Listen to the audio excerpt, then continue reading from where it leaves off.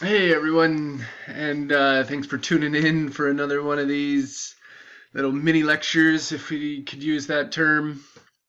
And yeah, all the advice and best practice pedagogy for these asynchronous online courses that your professors are taught by the district and statewide, international pedagogy awareness, uh, progressive teaching techniques, uh, recommend brief videos. So that's why trying to keep these short for everyone and encourage the discussions from there.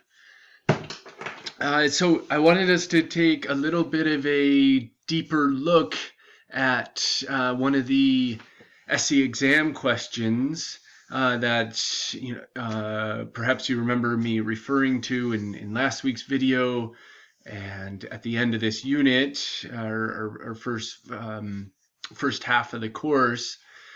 There's a set of the 5 essay questions, and hopefully you've scrolled down through the modules, and that one's unpublished. In a quicker world here, I could scroll over to that tab, but we're trying to take things one little tech feature at a time here.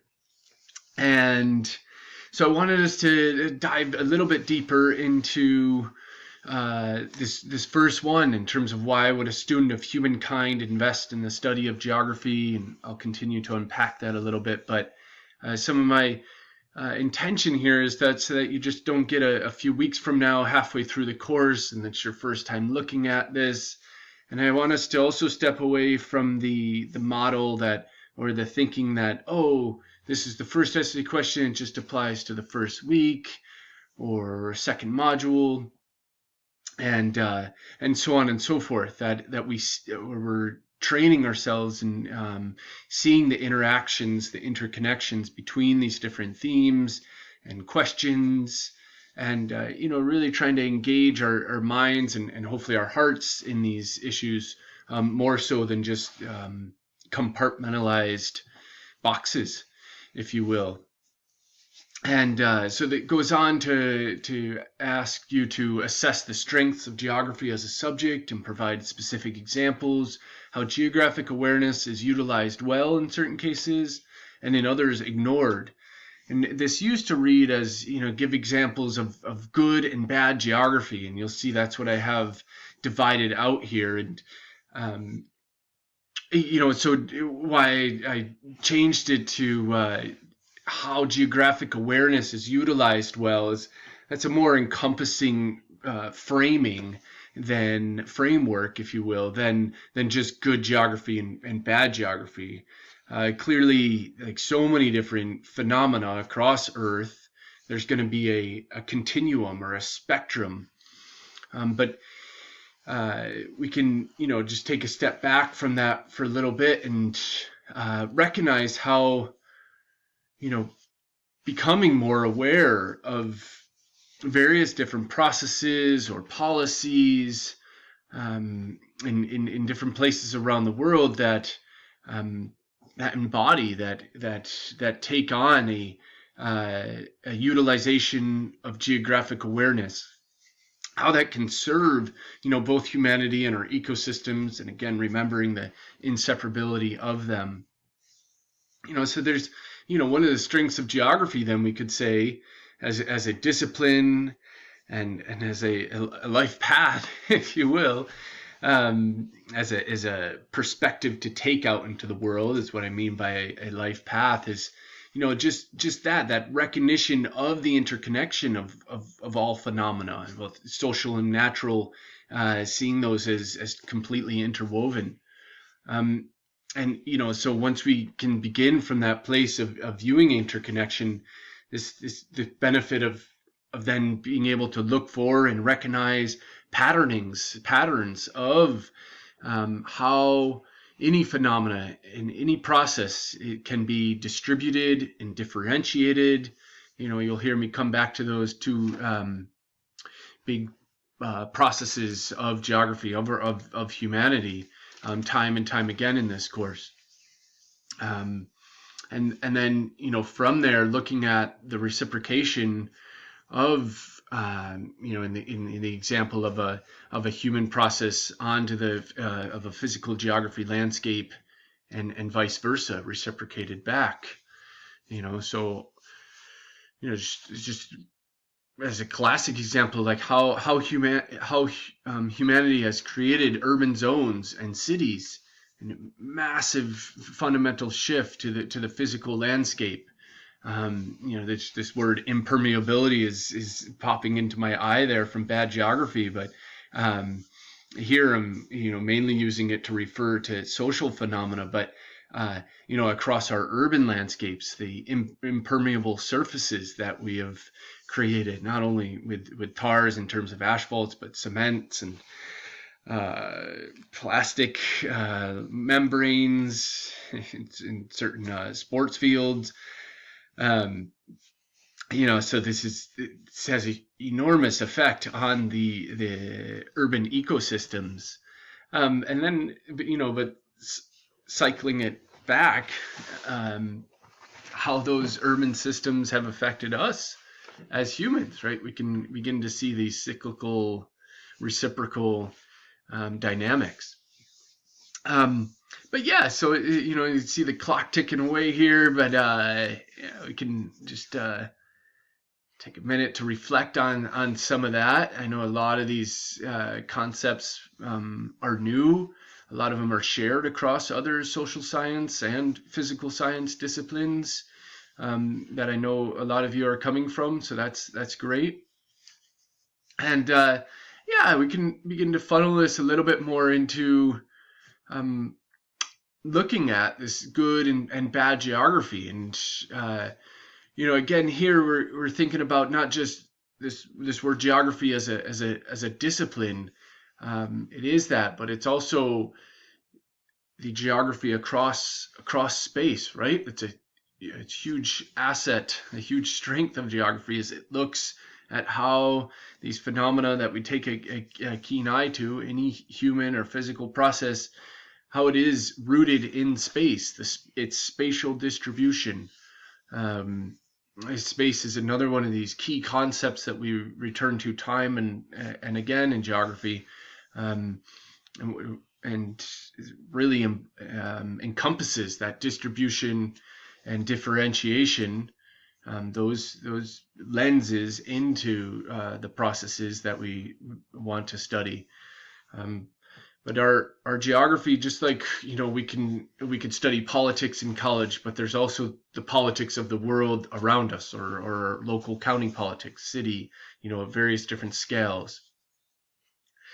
And besides just another key strength of geography, but one of these key concepts that we'll see come up in time and time again, and but we'll get more to that as the modules roll on, as the weeks roll on. But so keeping that in mind, that we're not just referring to good geography, a good geography course in college, and bad geography, a bad geography course. Can't think what that could be. It's such a riveting subject. Right, so our geography extended, writ large, if you will. So I have some brief bullet points here to get this conversation going, and I welcome your questions and critiques and comments as usual. But good geography, that which supports harmonious interaction. So harmony, this neat term coming up in music and geography, political science. I'm sure it comes up in various other contexts. But for example, refugee integration programs, right? The mobility of people through time, and in some cases in forced migrations in terms of refugees in certain contexts, but those programs which help them to integrate into the culture that they've landed in. Canada really comes to mind here with some of these phenomenal programs they have for refugee settlement and integration, including privately sponsored refugee programs. Um, for instance, in Victoria, British Columbia, groups of families grouping together to bring over the Syrian refugees, sponsor them, and then link up with local nonprofit organizations that provide various services from language development to local skill sets such as driving. Lots of refugees come from other areas of the world and didn't have driver's licenses from where they were before. Um, Job training and what it takes to navigate the job market. Some various different support services like that, such as those in refugee integration programs. Supporting sustainability, another key example of refugee programs. Of good geography. A great example of this, right from the Bay Area in terms of food waste reduction campaigns. Some of these startup apps or startup companies with apps as part of it that allow the transfers of food, sometimes instantaneously, and through these different digital networks, so that there's less food waste. And this has an enormous impact, ripple effects on the ecosystems as well as on benefiting people. Right, and especially pleased with and supportive of the programs that are helping to get these what food would have gone to waste, getting it to the poor and marginalized people. And then it's the third little bullet point here for good geography, allowing for permeability. Permeability being this concept, as I referred to earlier, perhaps the word coming from geology or some of our physical geography background, but it can be very much applied to social science and critical social science, right? Permeable meaning being allowed to pass through, often referring to water in a physical geography context, but we can very much apply that to social situations, to politics, to our socio-political landscapes.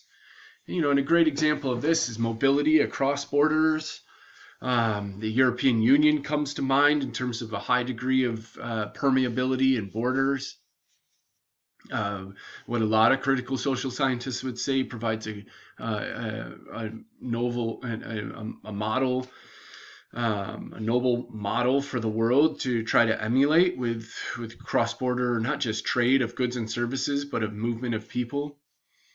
In many cases, a high degree of permeability with allowing in immigrants and refugees as well.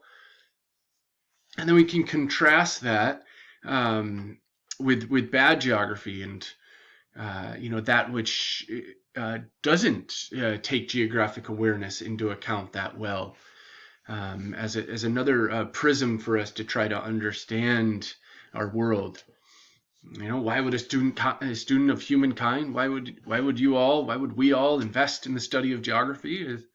One big reason would be to better understand ourselves and how we relate to this world, how we are in this world, and various social, political, ecological scales around us. But so that's this bad geography can often be characterized or a metaphor of geo-ignoramus, right? An ignoramus is someone who ignores, and so ignoring our geography is bad geography. So that which creates conflict, right? And the classic example here is war. The killing of people and ecosystems is quintessential bad geography. Disregarding nature-culture interaction, right? We're starting to clue in on one of these key themes of geography, and that which disregards it. For instance, demolition of indigenous sacred sites. Go to